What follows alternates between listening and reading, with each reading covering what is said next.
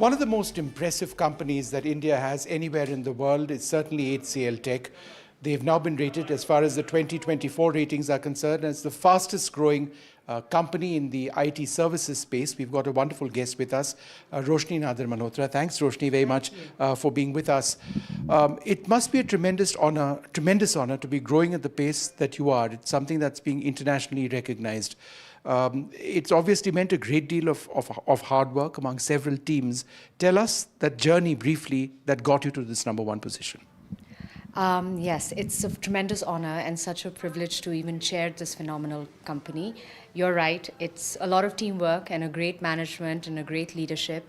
But I think we started on this journey, if I think the way HCL Tech has sort of transformed, it probably started in 2018 when we created our software business. So if you look at HCL Tech, we listed 25 years ago, and HCL Tech gave birth to 3 service lines in our industry. So remote infrastructure management, engineering services, and then now the software business. And what's interesting about the software business is we're 14 billion in revenue, and we've got 220,000 employees. 2 billion of the revenue is from software, and the employees for that 2 billion is only about 7,000. Wow. So it's non-linear. Right. And I think that's kind of helped us grow and change our business mix. And it has an ARR of 1 billion. So I think HCL Tech is uniquely poised because we've got IT services, but we've got software as well, and and they exist together within one entity. And it's been great. No, it's remarkable. The buzzword over here in Davos is obviously artificial intelligence. You know, I think there's a lot of hype on AI. One doesn't really know where it's all headed. So let me ask you, 10 years from now, in terms of how you and I will lead our lives, how will AI be more of an integral part of what we do than it is perhaps now? I think the operative word over there is 10 years, right. Because I think people, but people don't realize that even when tech revolutions come, they take a certain period of time before adoption. Right. And what's been great about AI is that perhaps in comparison to some of the tech innovations from before, it's most democratized at the moment. So in fact, you look at young people today, and everybody's already using this open source architecture and tech in their everyday lives and the way they're using it for productivity. So if I look 10 years from now, I think it will certainly become like the internet is. I mean, in the way people use it, and of course the way companies use it, and more importantly, I think also jobs. So we'll talk about jobs in a moment, but generative AI is seen to be a long-term growth driver. So therefore, what is HCL Tech's plans in moving forward? Because it's also a sharply competitive space. It's very competitive, but I think it's how you actually couple it with the already existing services you have when you offer it to clients. So, for example, we've broken our AI offerings into 4. So we've got the AI Force, which is our platform where we look at the software lifecycle development and how you can actually shrink that, make it more productive. We've got the AI Foundry, which is working on managed services. The cognitive infrastructure of companies, the data. Data is like the underlying platform for AI, and that's absolutely integral. We've built a network of AI labs, and we've done this over the last 12 months.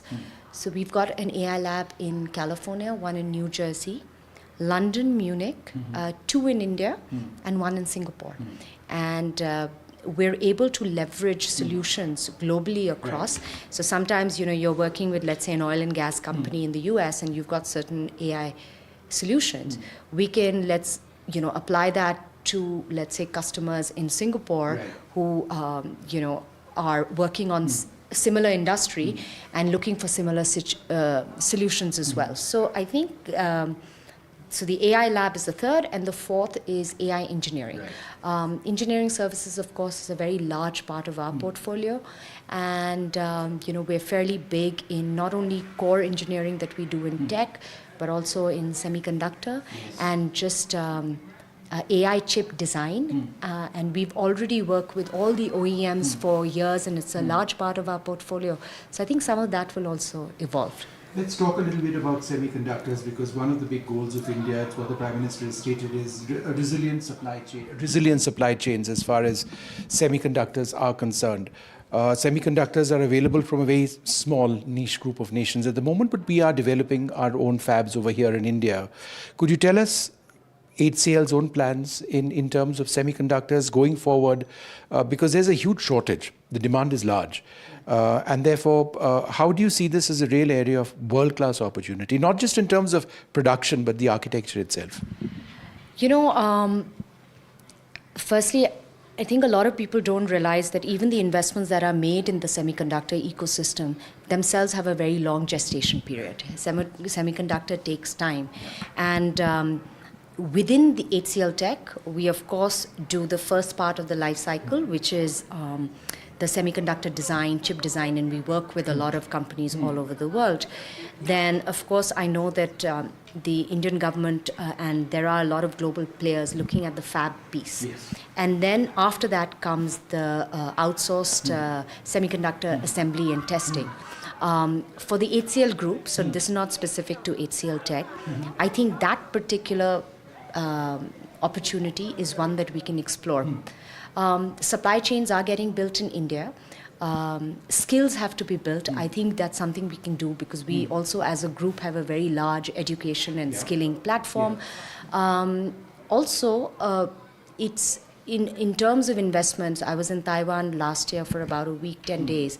There are partners who want to come to India, de-risk from other countries as well. So I think that's also a strategy.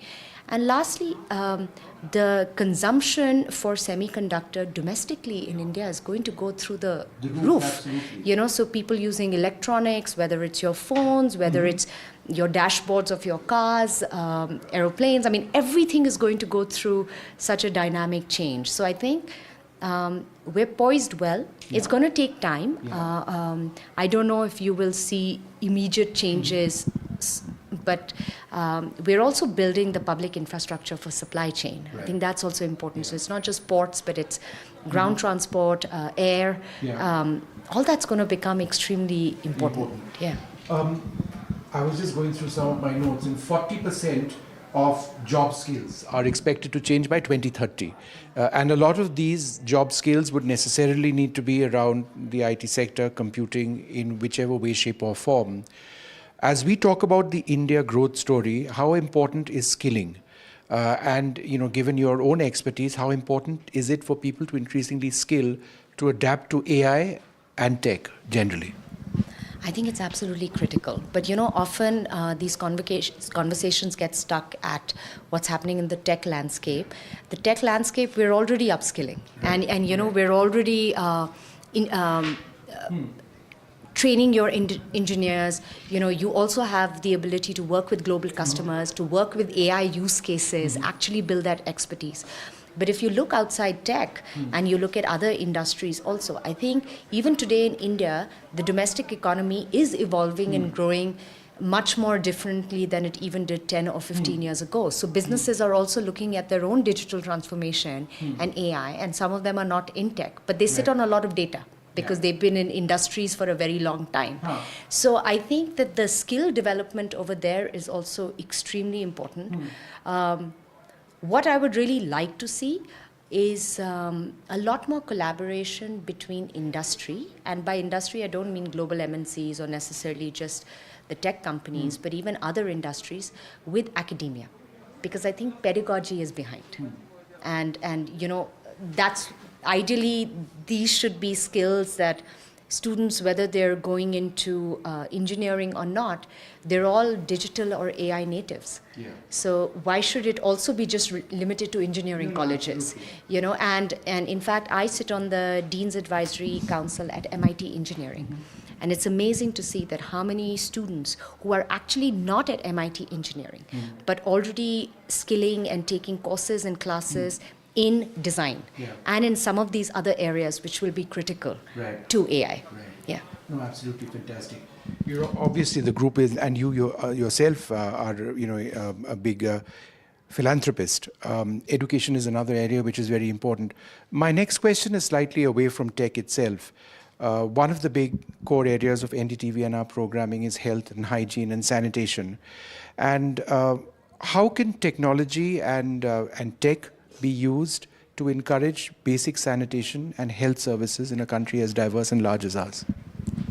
It's a big question, and there's no straight answer. But in a country such as ours, within our health systems, or even if you look at the the primary health clinics that you have in villages, they themselves sit on a lot of data.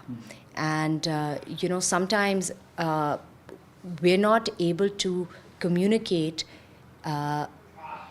information to users in a much more informed manner so that you can enforce a bit of behavior change.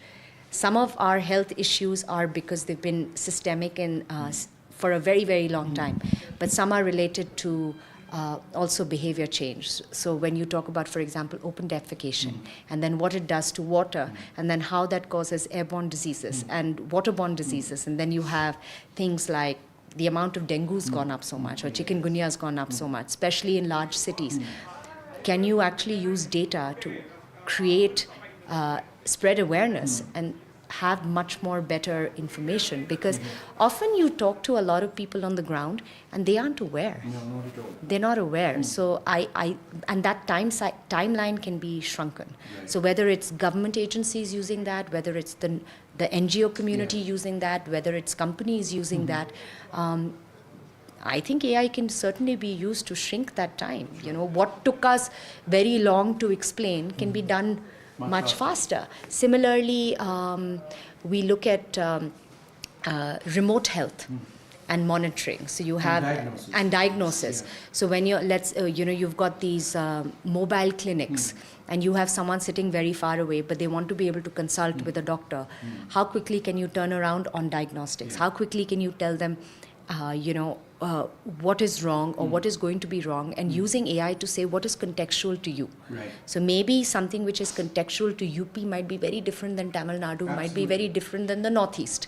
So I think it can help, but again, it goes back to skilling. We need people to be skilled to be able to actually develop this kind of technology. Yeah. It's been wonderful speaking to you. Thank you very much. I do appreciate that. And congratulations once again. It's a big honor to be recognized in the way as the fastest growing company in your sector when it comes to IT services. Thank you very much indeed. Thank you. Thank you.